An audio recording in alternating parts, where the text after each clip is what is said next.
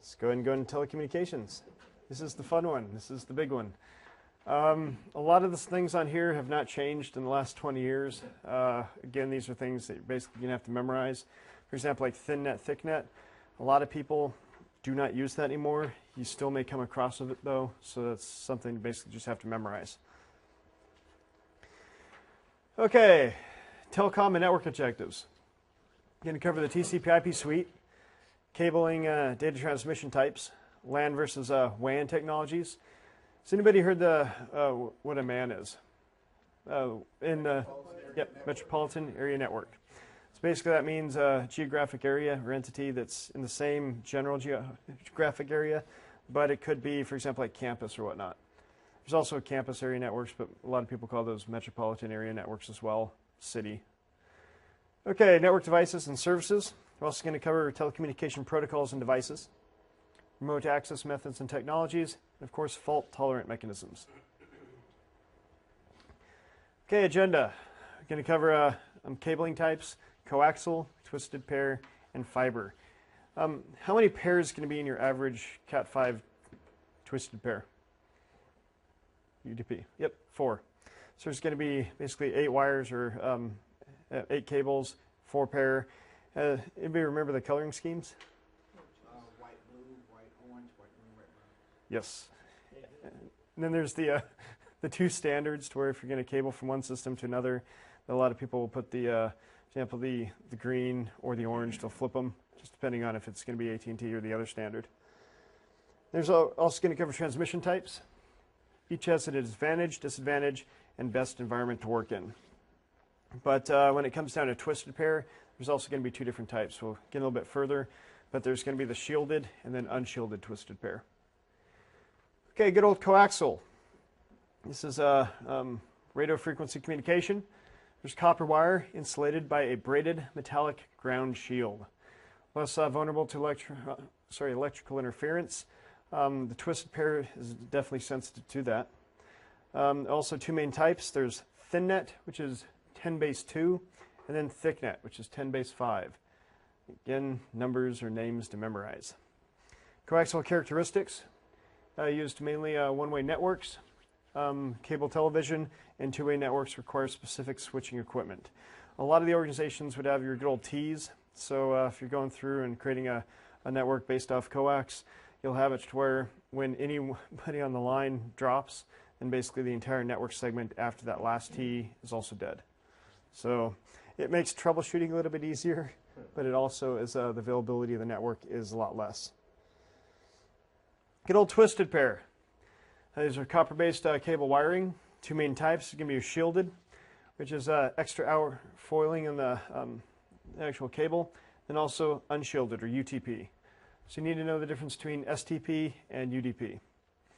And UDP is the least secure type of the wiring, susceptible to electronic interference, crosstalk, eavesdropping. There's also coaxial and fiber, provide much more security. Most commonly used in cable LAN networks today. For example, like the Cat3 used to be the old one. I know a lot of telcos will still use Cat3 cabling. Some of them are moving to Cat5 just for your phone systems as well.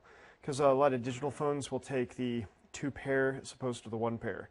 So they'll go ahead and run Cat5 to the jack so you can actually have 2 digital phones there. One issue with that, I've seen a lot of places with unshielded twisted pair or the UTP, and it would pick up radio signals. So with that being said, they get a lot of data damage, especially if you're running a phone cable right next to it. You pick it up. A lot of times you'll also be hearing the radio on there as well.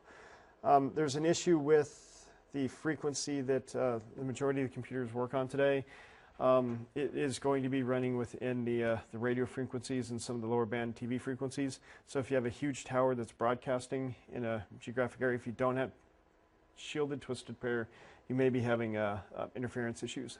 It changes next year, right?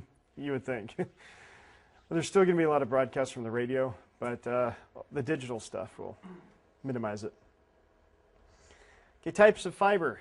There's fiber characteristics, optical fiber. Basically, it's where data travels as photons. Type of glass where information moves as light. Basically, it's a lot higher speed. It's less attenuation and more secure than other cabling. Because, for example, with a coax, you had your good old vampire taps. In Cat 5, vampire taps were not as easy to do, but let's say if you had the time, technically you could chop a Cat 5, recrimp them, and then put your own little hub in there. Usually probably within about 5 minutes or so, relatively quick. But with fiber, it takes a lot longer to splice the fiber together. How many people have played around with that before? Yeah. It definitely takes an artist's touch. Good old line splicers. Okay, expensive and definitely hard to work with. Many scenarios, especially with large backbones today, you'll see a lot of fiber in a lot of, especially rural areas, because it's cheaper to dig, bless you, and build the infrastructure now before a lot of the other buildings or companies start going in. So you'll see a lot of rural areas with a lot of fiber built underground, and basically it's dark now, just waiting to be lit up as soon as more companies or businesses get into the area. One interesting thing though, like I mentioned before, the good old backhoes being the enemy of the internet, as soon as they cut these are more expensive to fix. They also take a lot longer because, again, a lot of the, you have to splice each strand together sometimes, and you also need to make sure things are clean.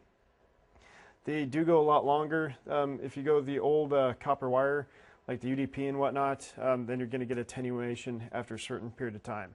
However, I have come across, in real life, some cable splicers or line splicers at the telco that basically went well above and beyond the standards of your good old Cat 5. And basically they say after a certain period of length, it should not be able to hold 10/100 signal. And you should also have it whenever you crimp it. It shouldn't be more than 1/4 inch of exposed wire whenever it goes into the actual cable.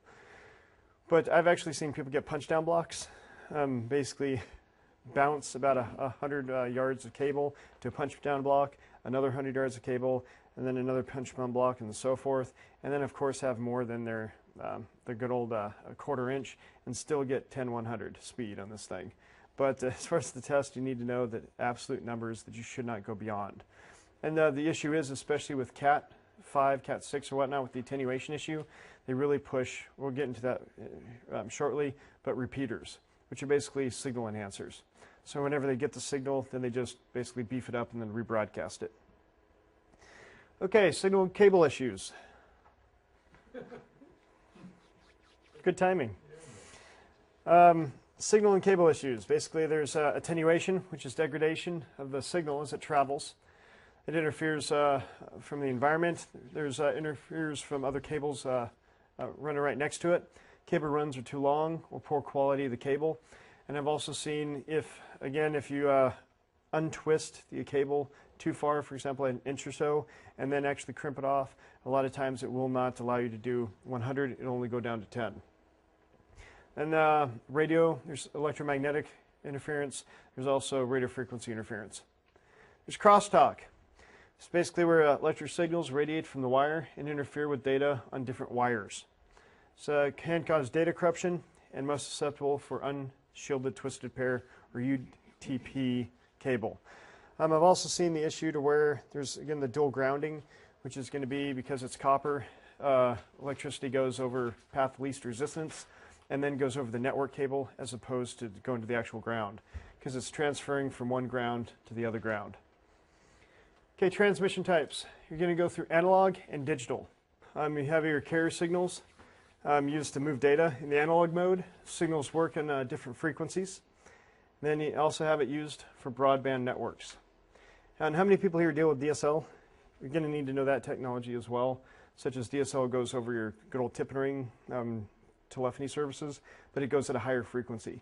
So a lot of times, if you have a regular phone system, you'll actually have to have filters on your phone system so you don't get the high pitch or you don't get interference in your DSL, mainly just because the bounce back of the frequency portion.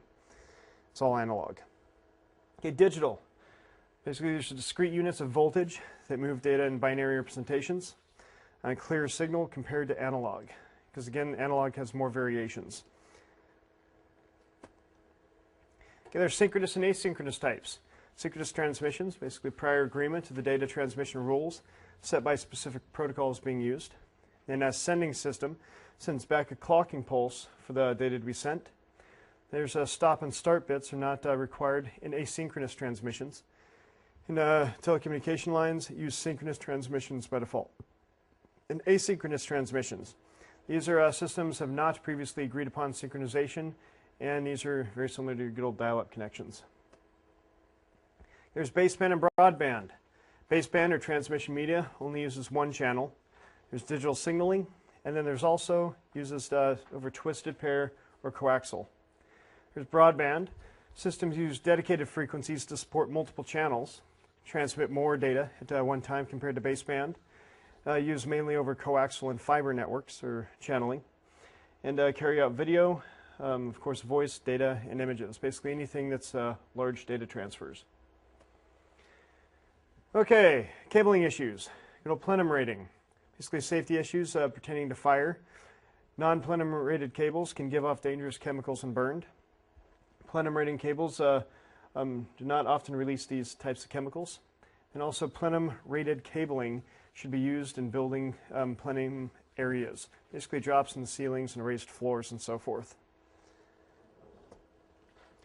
Okay, transmission types. Numbers and receivers. There's the unicast, which is one system communicates with one system. So it's a system to system. There's multicast, which is one system communicates with many others. And then there's broadcast. One system communicates to the systems on a specific subnet. So it's going to be the main difference between multicast and broadcast is it tries to talk to everybody versus multicast, it only tries to talk to ones that are listening. Okay, in this area, we're going to cover network types, physical topologies, and media access technologies. The goal network types and physical topologies. How many people, before we go there, know the difference between like a star network and a ring network? Basically, you have a ring network. Of course, it generally is going to look like a ring. Granted, you can have pipes going off of it, but with a star network, everything comes into like a switch or a hub, then branches off, and then you can have multiple nodes outside of that as well. Okay, LAN, local area network. It's covering a limited geographic area. It could be Ethernet, token ring, or basically anything that connects systems to systems, but it's going to be, for example, in a building. All the computers within this building, when they're hooked up, are technically part of a LAN. But if you had, let's say, multiple hotels within this city or whatnot connected together within the same network, then it would probably be considered an extranet, but then it would also be considered usually a metropolitan area network because it's going to be all throughout the organization or geographic area.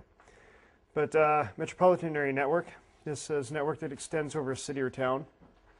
And again, it doesn't have to extend over the whole city, mainly just more than just a campus. Because a lot of campuses will have, let's say, 4 or 5 buildings, but they're very close together. This is something that you may be several blocks away or a mile away or so. Then wide area network, covering a wide geographic area. A lot of items that will do this, of course, would be ATM, frame relay, X25. Okay, this right here. So yes. Large organizations that are behind firewalls that have their own IPs are considered wide. If they have wide geographic area expanse, yes. For example, if one's in New York and one's in California, that would be a wide area network. However, if you had, let's say, 5 locations in New York City itself, that would just be a metropolitan area network. Because it's covering the city, which is a smaller geographic expanse, even though they're far apart from each other, they're not that far. So, and they really try to push the technologies per se. For example, like SONET rings or FDDI is more reliable in a smaller geographic rather than like ATM versus larger expanse. So, and then here, same type of scenario. If you have a large organization, they have all their own IP ranges or whatnot. Of course, there's the internet, which is the world's biggest network. There's the intranet, which is going to be an internet-like network, but only within an individual company. So you could have, let's say, buildings all throughout the U.S., all throughout the world. If they all connect into the same organization, if they're not remoted in or whatnot, if there's just one big organization, that could theoretically be an intranet, but usually the intranets are, say within this building, they have a web server, which is going to be your employee login page or a time card type scenario. that is going to be your intranet. It has a HTTP server, possibly FTP, same type of servers you'd see on the internet. The extranet is basically an intranet, but what it has is the remote systems. So you're going to have a shared DMZ, you'll have remote connections, dial-up connections, VPN connections, just other types of connections outside the organization. Have VPN and intranet though? Intranet? You can, but then it turns into an extranet. As soon as you have external users, then the intranet becomes an extranet. So yeah, yeah, that's the only difference. And what they really try to push really is that as soon as you have external users, then you really should start putting in protection like you would on the internet, and pretends that they are just as untrusted as an internet user. So you have the firewall in between where they connect into and your regular network. So that's where the DMZs come into effect. Okay, DMZ. Does anybody know what DMZ stands for in the network world? Correct. So, yeah, same thing as basic military. It's demilitarized zone. The DMZ is a network segment that is between the protected internal network and the external non-trusted network. So when it comes down to it, it's either going to be the internet or it's going to be where all of your remote access users are coming in. So you can have multiple DMZs or protected subnets within an environment. It also creates a buffer zone between internal and external network. And systems in a DMZ will be the first to come under attack. And with that being said, what kind of systems would you want to put in a DMZ? Bank? Sorry? Like a bank? Yes. Let's say a bank organization, what kind of servers would they want to put out on the DMZ? Public web servers. Yeah, public web servers. Here, dial them in to do online banking or something. Yep. Basically anything that you want people from the outside to get into. So you're going to have a specific protection on it, but you're also going to have a specific layer of trust from the outside world. For example, if they do online banking, you'd have the capability for them to get onto your website. So you may be blocking all ports but port 80 and port 443, which is going to be for your encryption by default, which can be other ports. But let's say you're doing HTTPS on that site.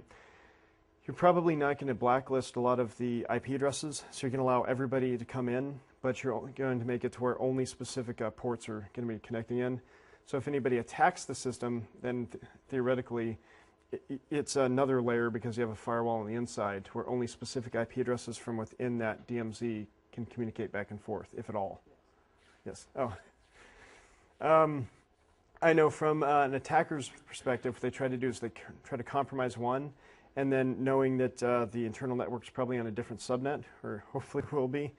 And a lot of times they'll only have pinholing. For example, the web server's only access to the internal side, or potentially even another DMZ, is to a database server on a specific port. And then only that specific web server can communicate with that database server. So then it basically vets it even more. So the attacker basically has to be more sophisticated. If they're able to do an attack on one system, they may have to do what's called island hopping and go to other systems beside it in that DMZ to be able to get further into the network. But the majority, unfortunately, of a lot of systems, they either A, have the database in the DMZ, which is dangerous as well, or if they have it inside the internal network, they have it to where a lot of the vulnerabilities are within the web page itself and the queries it sends to the server inside the network. So if you're able to do SQL injection and run code on the SQL server, then you've just bypassed the DMZ and are now on the internal side. So there's a lot of things to take into consideration when building e-commerce sites. Okay, good old topology at the physical layer. Physical connections of systems and devices. You can also cover architectural layout of a network. And choice of topology should be determined by the higher level technologies you'll be running on it. The common things you will come across are bus, ring, star, and mesh. Mesh, however, is going to be far more expensive than probably anything else. However, this is a reliable topology because if one link fails, there's multiple connections back and forth. But yeah, true mesh is going to be, let's say, 4 nodes, and all 4 nodes are connected to all 4 other nodes. But most places have it to where, say, if they have 100 systems, they'll have a partial mesh. So they'll have multiple connections from multiple servers going different routes, basically redundancies, but they're not going to have every single node connecting to every other single node. Okay, bus definition. So we have nodes are connected to a backbone through cable drops. Two main types. There's the linear bus, which is one cable with no cable branch offs. And then there's the tree topology, which is a network with branches of the cables. So you're going to have your main line, then you're going to have a T connector, and that T connector is going to have another line, then potentially a T connector off that line. So there's also bus characteristics. Easy to extend because of the simplicity of the layout. If one node fails, it can negatively affect all other nodes. And again, this is great for finding out where the break is, because if all the computers past, let's say, workstation 21, 22, and 23 are all dead, you know that it's probably at 21 or previous to 21. Okay, a cable is a single point of failure. Okay, ring definition. Basically, interconnection of the nodes in a circular manner. Each node is dependent upon the physical connection of the upstream node, and data travels in a unidirectional fashion. And for those, I keep mentioning the term node, and here as well, basically node is an asset. It's an asset that's connected to the network somehow. Usually when people are referring to nodes, it's either a computer, a switch, a router, or some sort of item that is basically a stopping point. A lot of times they'll have their own IP addresses, or there'll be management interfaces that's like a hub, which is basically a multi-port repeater. Okay, ring characteristics. If one fails, it can negatively affect the surrounding nodes and use more in smaller networks. Okay, star characteristics. These are the more common ones used today. As it comes down to it, all computers are connected to a central device, either a switch or a hub. Central device is a single point of failure, and no node-to-node dependencies. And of course, there's the mesh. It's a network using many paths and endpoints.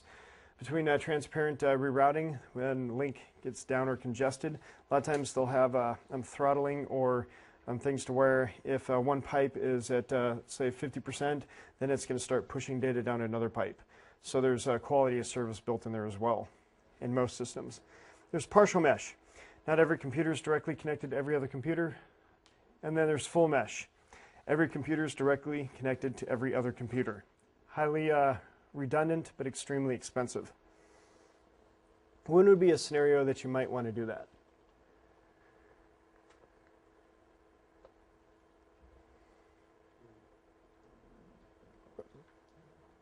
Probably if you don't have too many nodes and potentially relatively close together, so latency issues, maybe even a clustering network as well.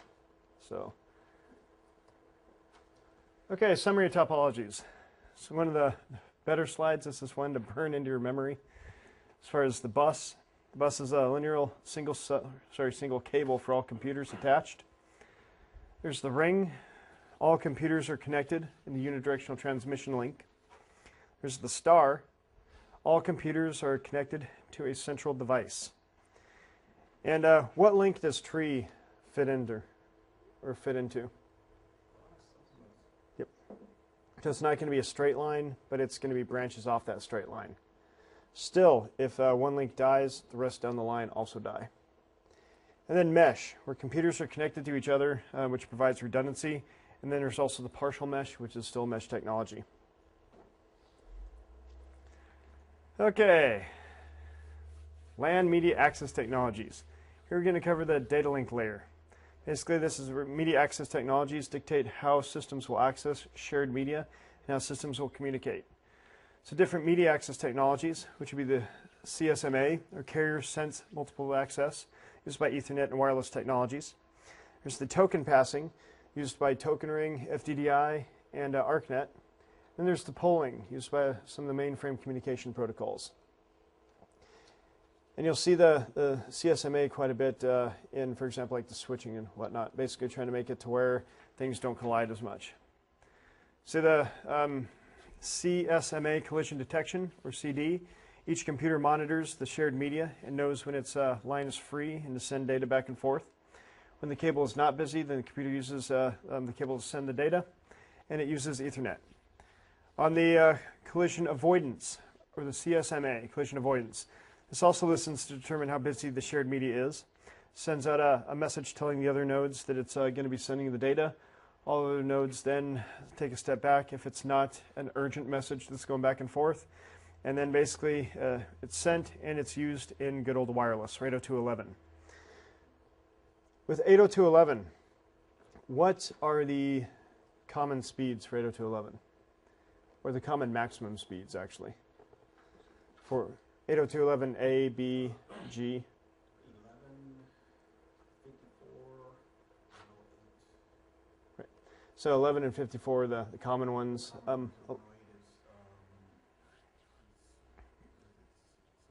Yeah, they go to super. Super G or Yeah, it's where they double it.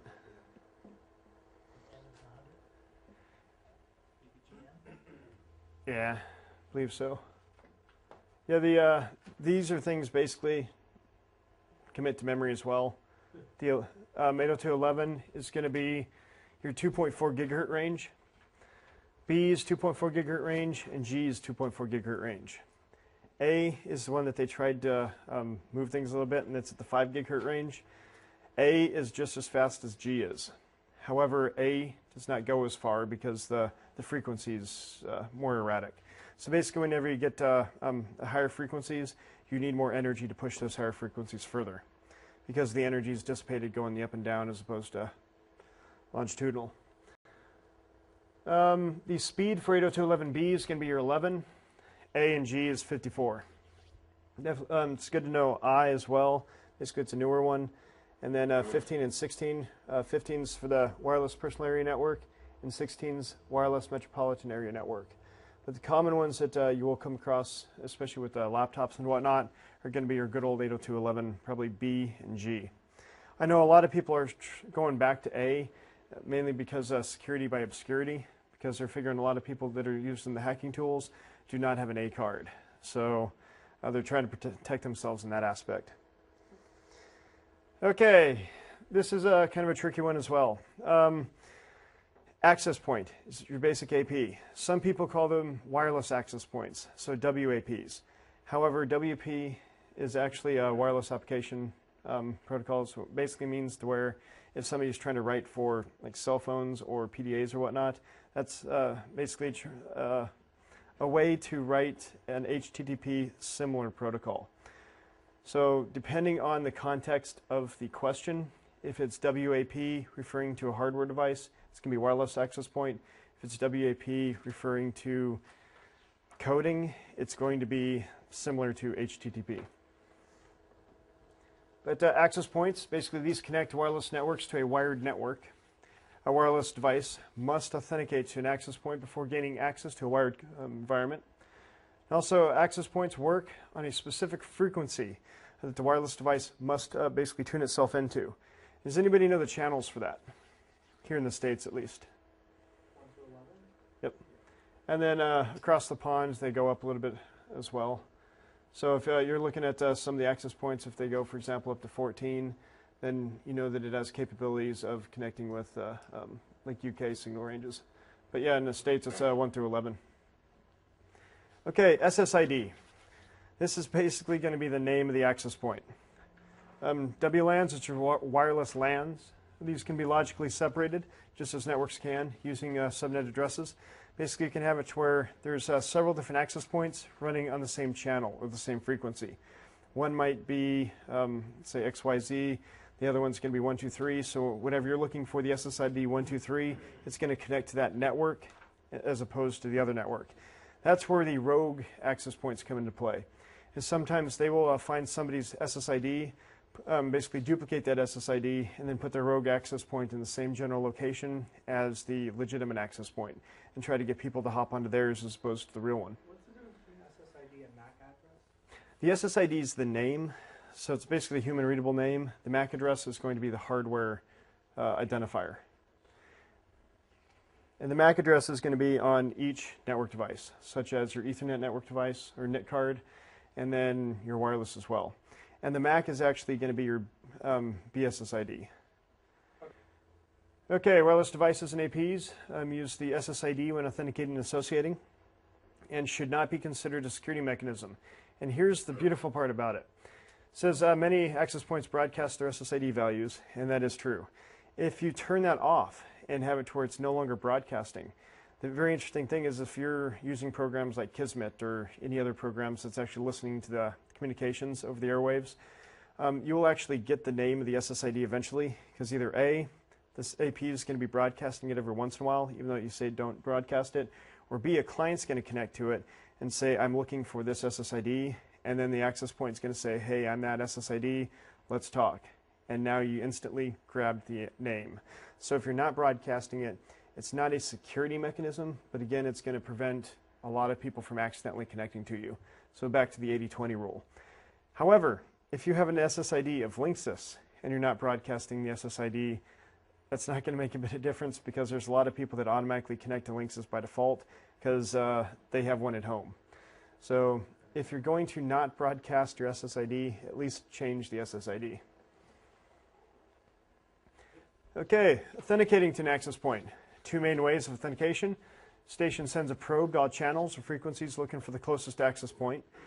And what most places usually do is, let's say they have 3 access points in a geographic area. They're going to have the same SSID, but they're going to be on different channels. And the reason why they want to be on different channels, so there's no conflictions within the frequencies, kicking people off and whatnot. The access point will respond in the necessary information in the request for the credentials. If the access point requires the device to prove it has a certain web key or shared key, the AP then sends a challenge to the device. The device encrypts the challenge with a web key and then sends it back. If the AP does not require a web key or an open system authentication, it looks for a SID value and then a MAC value. With WEP, memorize the name. It's going to be wired equivalent privacy. Not just this test, but almost every security test that has a wireless question is probably going to ask you what that means. They may say protocol, they may say other names, but you need to know that it's wired equivalent privacy. This is a protocol used to encrypt all traffic within an IEEE wireless standards. Standard is riddled with security flaws. Basically, it's most insecurities come from the improper implementation of security mechanisms. What's interesting about the WEP and the security side is that the keys are relatively short, they're relatively weak, and it basically can send the same key over and over again, and what you end up doing is doing a statistical analysis attack on the communications going back and forth. So if you can generate enough IV packets or interesting packets, then what's going to happen is you can start to do the attack against the transmissions going back and forth, and you crack it relatively quickly. And a lot of the software, or primarily if you use, for example, like AirCrack, you can do it with only about 30,000 packets. Okay, WEP, wired equivalent privacy. Definitely just the key term to memorize. It's the same symmetric key implementation. Basically, there's no randomness added, and that's another reason why you can crack it, because same keys going back and forth. You're just looking for the variations in it. Then no automated dynamic key refresh model. So basically, today we have many key arrangements and exchange protocols and algorithms.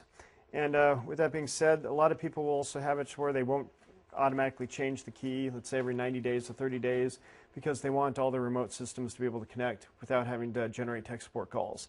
So they'll keep the same web key for a year at a time, and then possibly push it to another area. Okay, other WEP woes. Basically a small initialization vector, which is the interesting packet or the IV packet. The seeding value is basically used to undo randomness. There's SSL and PPT meet a similar fate. There's a stream versus block cipher. It's more difficult to implement a stream cipher securely. And data can be modified without the receiver knowing it. And that's the beautiful thing about Wi-Fi in general. WPA, WPA2, this is something you need to know is more secure than WEP, even though the recent white papers that have come out. This is for Wi-Fi protected access. Know the name for this one. This protocol was created in response to several serious weaknesses with WEP. There are 2 flavors. There's the Enterprise. This is meant for use with the IEEE 802.1x authentication server. There's also Personal WEP for PSK, which utilizes a less scalable pre-shared key. Okay, WAP, like I mentioned before, the Wireless Application Protocol.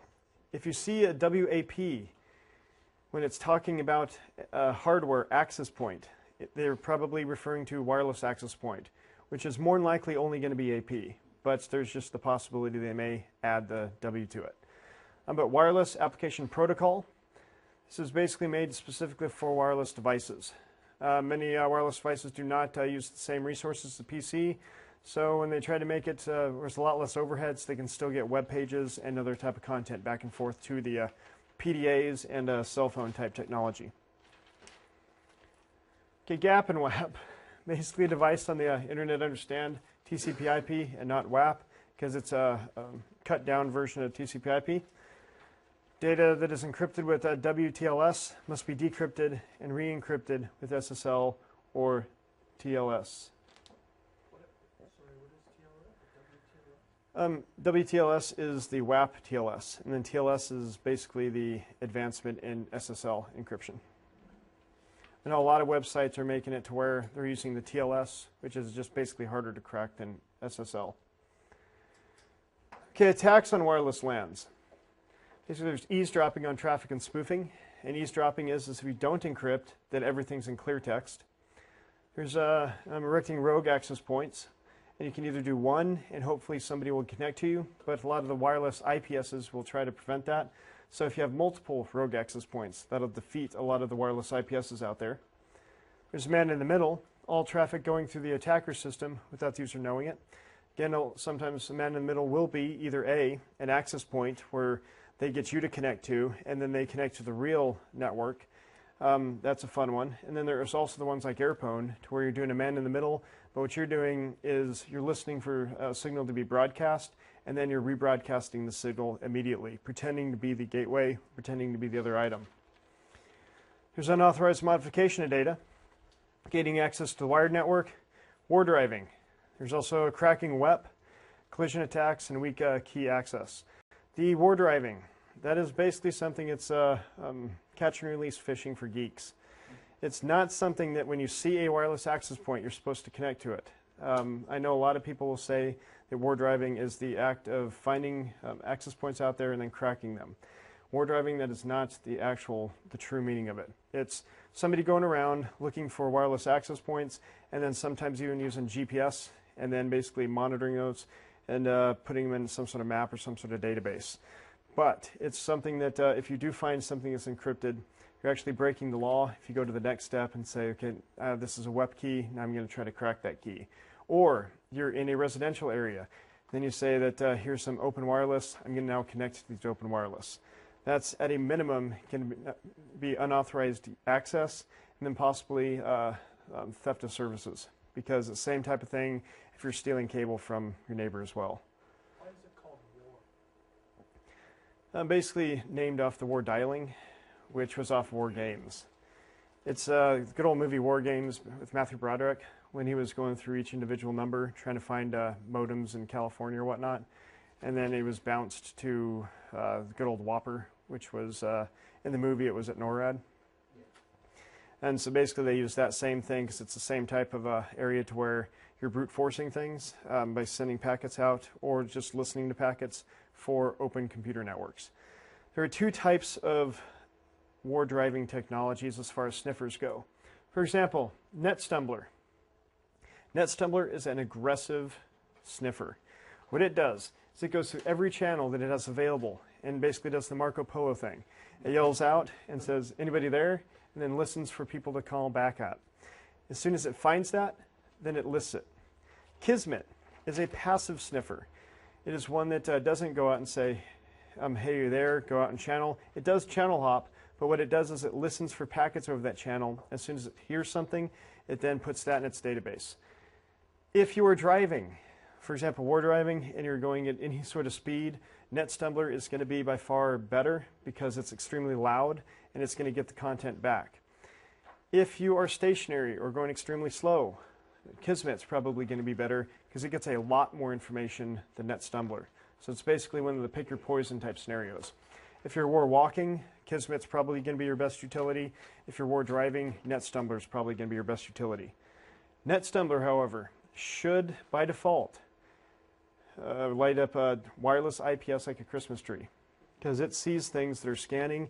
It's going to say, hey, this is not legitimate, and then either try to attack that access point or try to block everybody from touching that access point.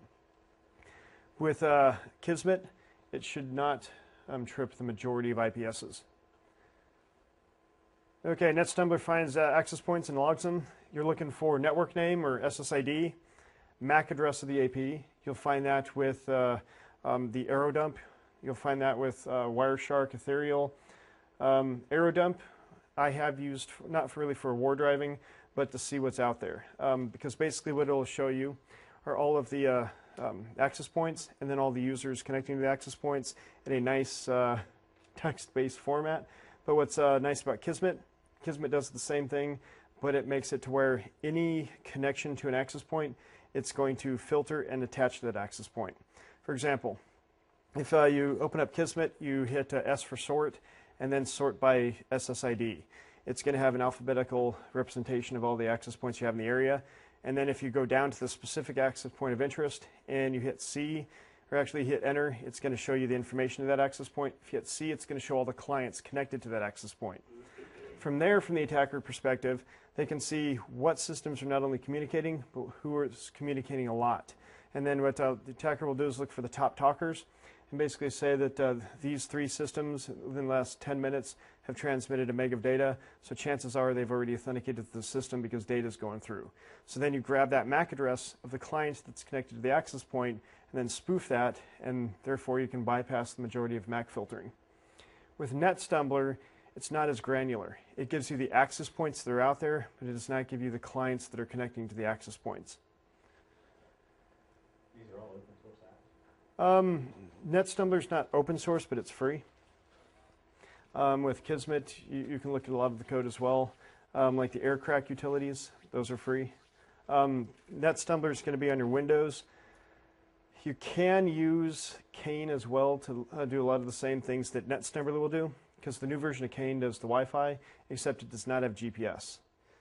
So if you're doing war driving, NetStumbler is very good for that, is because it works with almost any GPS utility. But yeah, the TCP dump and Ethereal. CAIN. It's the password cracking utility. It's basically an all-in-one Windows hacking utility. It will do brute force attacks. It will do hacking for dictionary attacks, for like LM hash, MD5, things like that. So it'll crack passwords. That's originally what it's designed for. And what's nice about it is not only does that, it does the sniffing for the access points that are out there. And then it will also do ARP poisoning.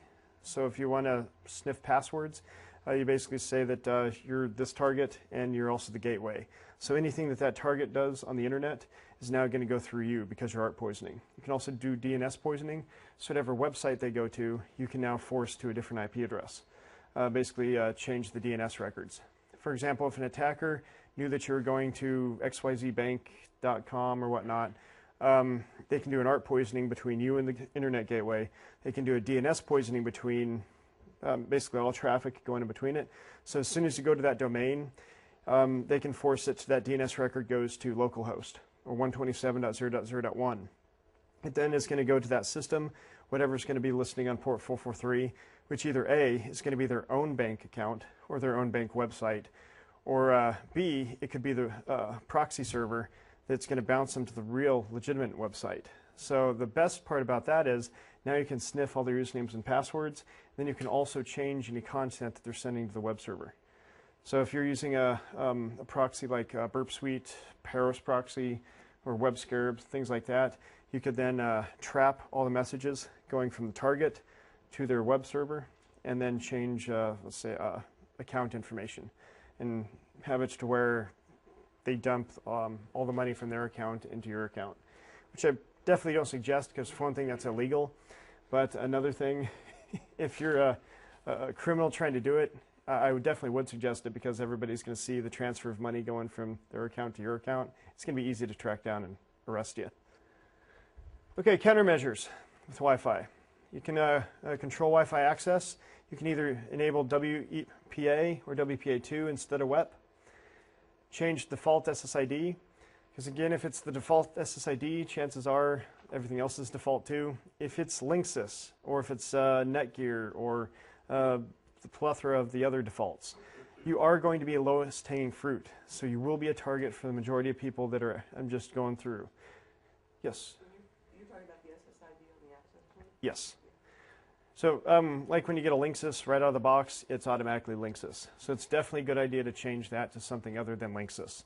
Because especially if people know that the access point's Linksys, chances are the IP address is going to be 192.168.1.1 or .0.1, depending on the version or whatnot. There's no password, there's no username, and the password's at admin.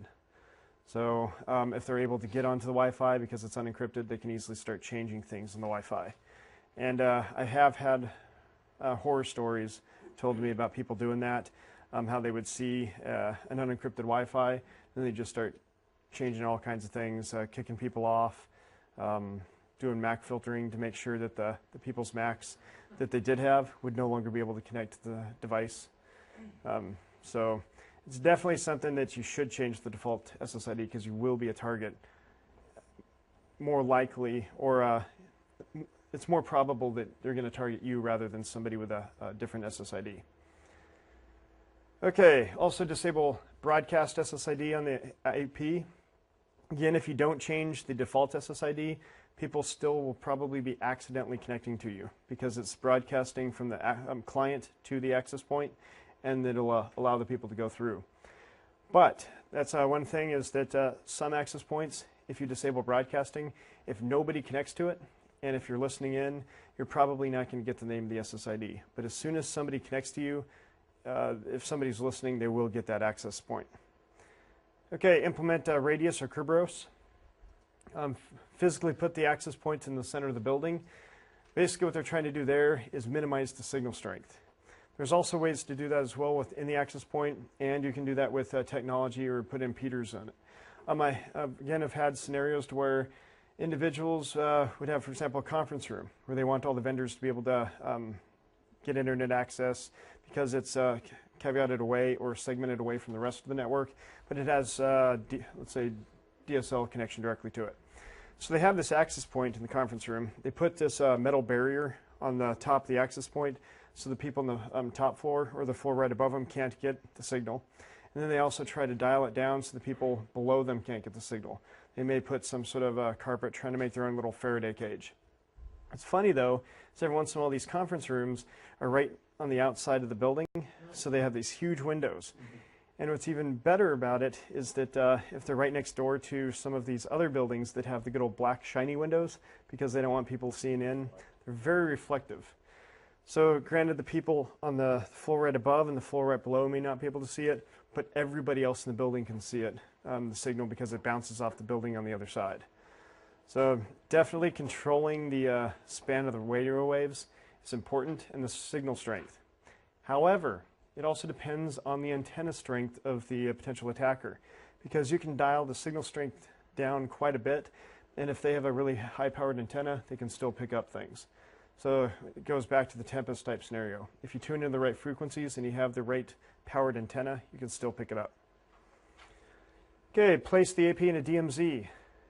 I've seen a lot of scenarios where hotels do this opposite.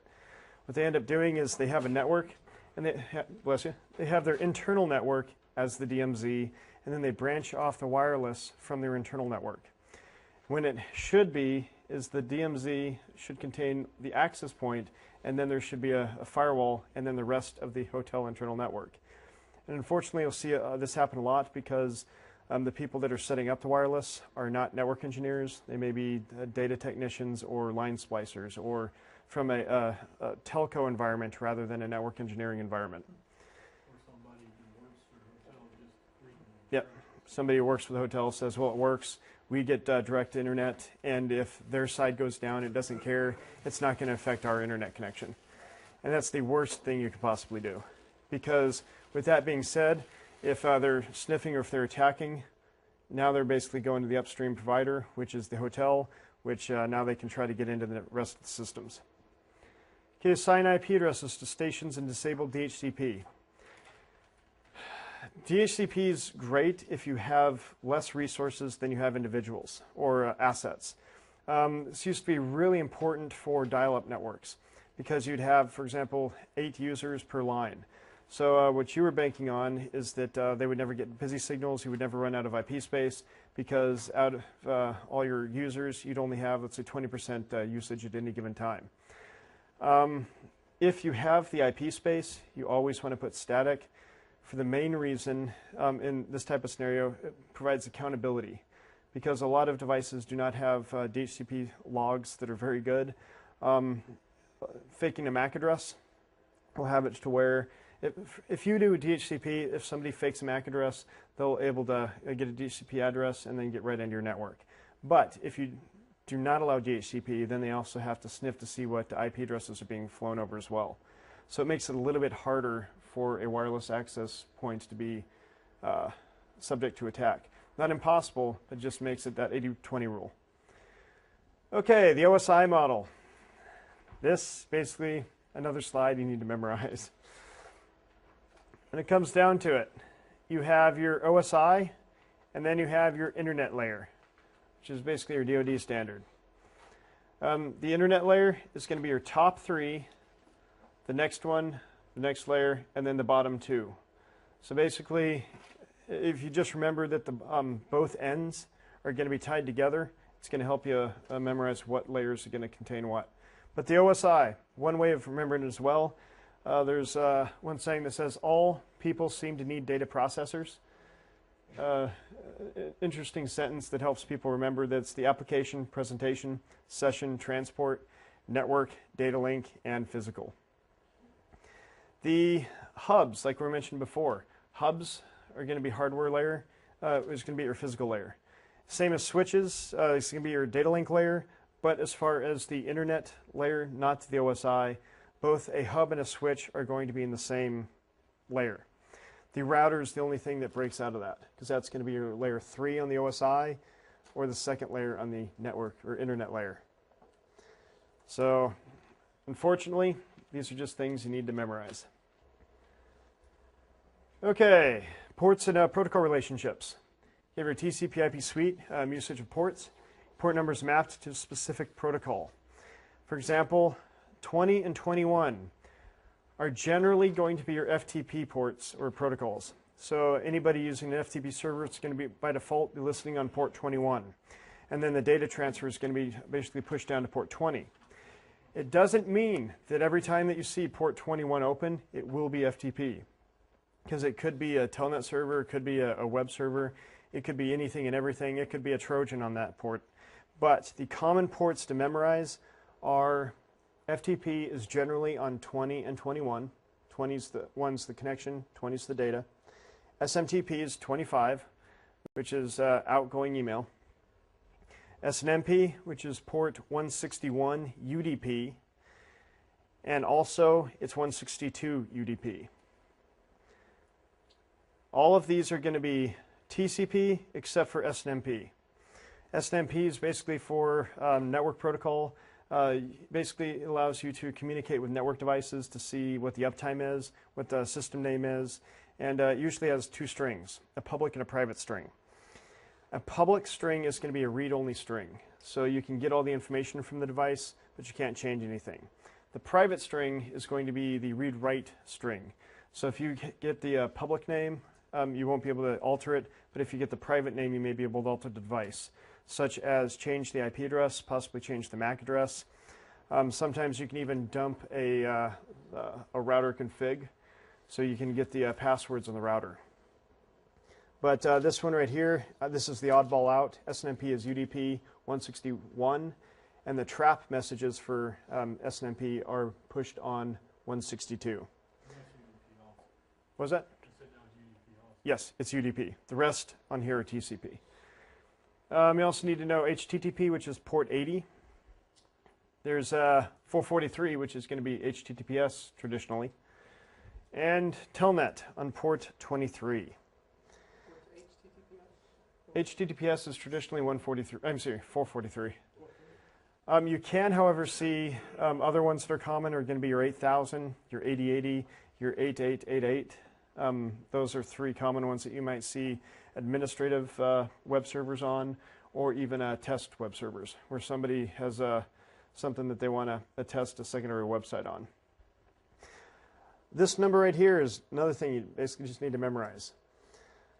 Source port's usually a dynamic number, while the destination port is usually under 1024, some of the common ports. On a Windows system, 1025 is usually the first dynamic ports that it sets up. That's going to be, for example, the first socket connection you make usually is going to bump you up to 1025 and then so forth. So if you turn on your system and do a net stat minus A, you may see a bunch of connections that, for example, start at 1030 and then go up to 1057 or 1058. When it comes down to it, is you've probably made several socket connections that dropped off, and then the next available connection was 1030, then the next one was 1031, and so forth. But the 1024 is definitely one to know, is that up to there is basically your registered common ports. What protocol is going to be on 3389?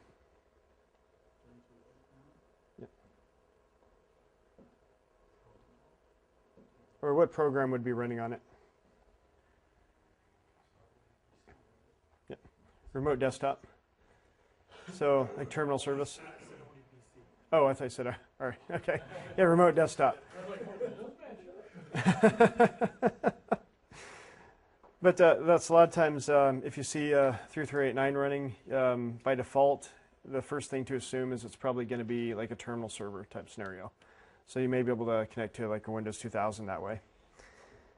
Okay, TCP and UDP use the ports to communicate with the upper protocols. And the ports are going to be 0 to 65,535. So you have 65,536 available ports. Just like in the IP range, you're not supposed to be able to use the top or the bottom. However, a lot of people scan 1 through 65,535. I have seen instances to where malware was actually listening on port 0. And that's going to bypass the majority of people that are trying to do their full scan, still miss it. Okay, ARP. ARP is the Address Resolution Protocol. Basically maps the IP address to the Media Access Controller, MAC. Basically, the MAC address is going to be the first 3 hex characters, or the manufacturer, and that's going to be the first half of the MAC address. And that's going to be registered to that manufacturer. The next 3 hex characters, when you look at it, it's going to be 6 ASCII. That is going to be the individual identifier for that item. Basically, what that's stating is that you have 16 times 16 times 16 possibilities for whatever item is going to be on that network, and that's going to be that last half of the MAC address. So it's very similar to an IP address, but it's from the hardware level and is specifically attached to the network card. Okay, IP address is 32-bit software assigned number. It's at the network layer. The MAC address is a 48-bit hardwired into the NIC, and it's going to be at the data layer. The MAC address can be faked, especially on the majority of the OSs now, which means that you can have a different IP address and still get the traffic, basically fooling the switch into giving you it is not yours. Okay, the ARP, basically it's the data link layer. Protocols understand MAC addresses, not IP addresses. So you're going to have your physical layer, which is going to be basically your electricity going back and forth, your ones and zeros, and that's going to be your hub. And then at your layer 2, you're going to have your switch, which is going to be able to translate the MAC address or ARP or whatnot to where it's supposed to go. So switches control the pass, no pass activity based on MAC addresses. Yes. And what's interesting about a switch is it'll say, okay, this MAC address is assigned to this physical port on the switch.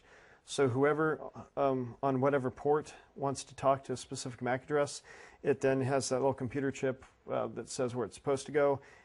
It hits that through the ARP cache on the switch, says it's on this port here, and then only forwards on that one port on the switch.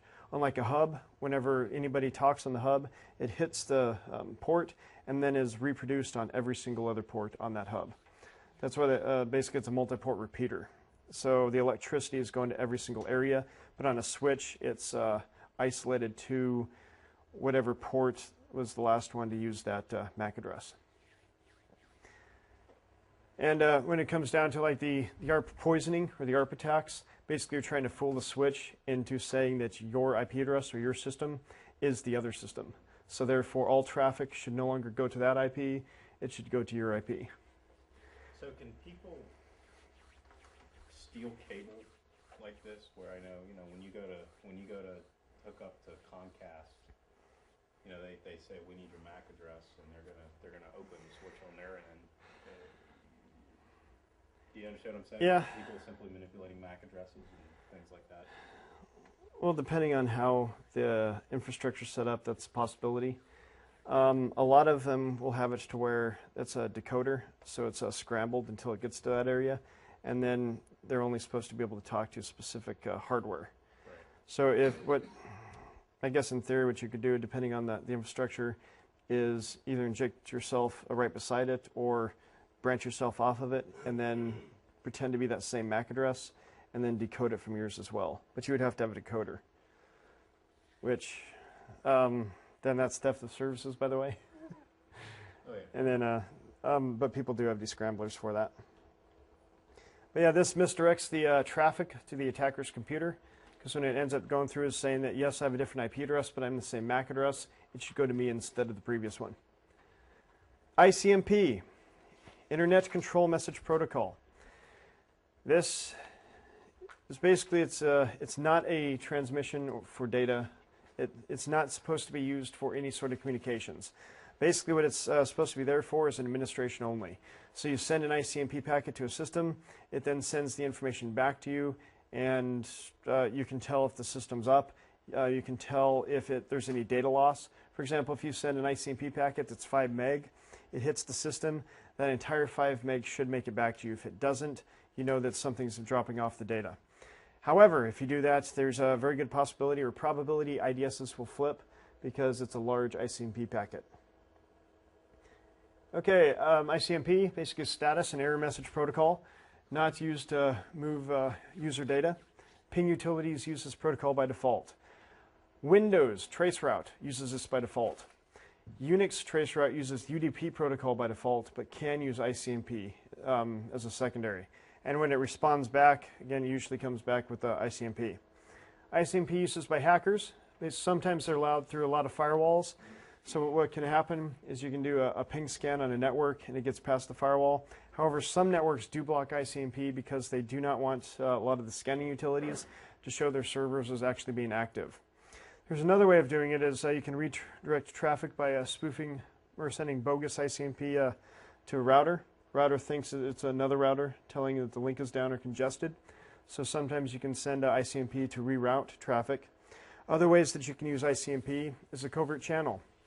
So you can put data in the ICMP packet and then send it to an outside area. There's been several utilities or attack utilities, say distributed denial service attacks, that would use ICMP as the payload generator. Another attack, good old Smurf attacks. How many people have heard of that before? You're going to need to know what a Smurf and a Fraggle DOS is. A Smurf is when you get an ICMP packet, then you send it to a broadcast address. Everybody within that broadcast range then is going to respond back to the source address that you sent it from. But the trick from the attacker's side is they spoof that source address to the actual true target. So whenever they send the ICMP packet, everybody thinks that it actually came from the target, and now they're going to respond back to that target, which is an amplification attack. So for every one ICMP packet you send to the broadcast, however many computers are on that broadcast network are then going to send traffic back to that target. So the primary issue is that basically you're trying to do resource starvation and take the system down because you're flooding it with so many resources. Okay, and the other thing, how many people here have heard of moon bouncing? Moon bouncing? Moon bouncing is basically the capability of using that same method for ICMP and packet spoofing.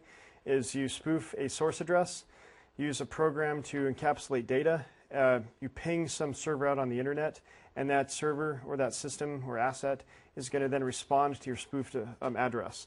That spoofed address is actually going to have another program listening to it and then take all the data out that you sent to it and then communicate back and forth.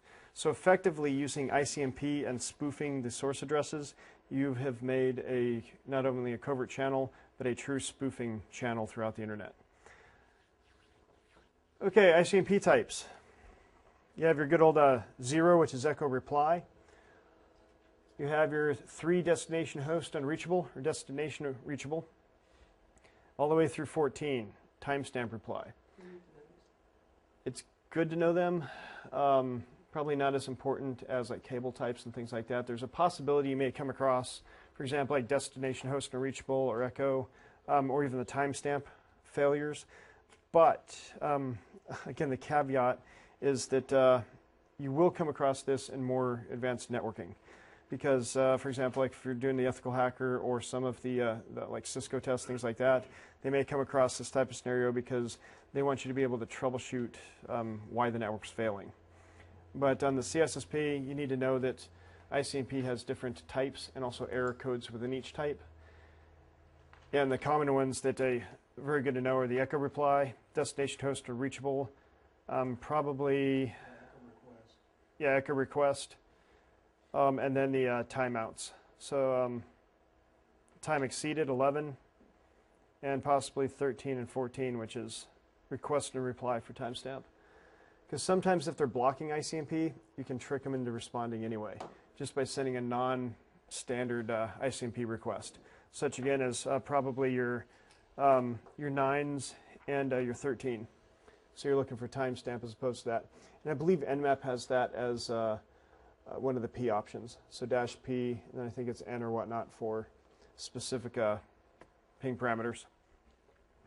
Okay, protocols, SNMP. This is your simple network management protocol. There's a master and an agent model. Basically, the agent gathers status information about a network device. And then the master polls the agent and provides the overall view of the network status. There's usually two different strings. There's a public string and a private string. By default, they're named public string and private string. And what's funny about it is that a lot of people that change it from the defaults, because if anybody knows the public string, they can then read the public string as long as they have network access to that port.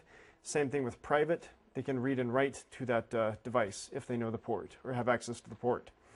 Some people will change the public and private to company name -public and then company name -private string. So if you're doing a pen test, a lot of times, the majority of the time, if they changed it, you can usually guess what it is unless they have a good naming convention or operation security conscious naming conventions. Okay, SMTP, Simple Mail Transfer Protocol. Basically transmits mail between different mail servers. This protocol is used to send outgoing email from email clients.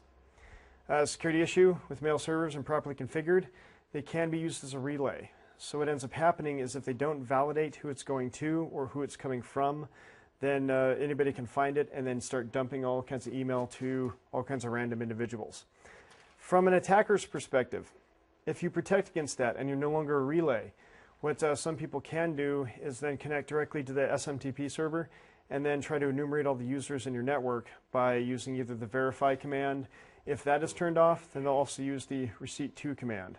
So they do the mail from either a fake or a real email address and then a receipt to, and then basically try to brute force and then see if they get a response that says sender OK or a potential error. If it says sender OK, they just send an rset command and then starts the communication back and forth.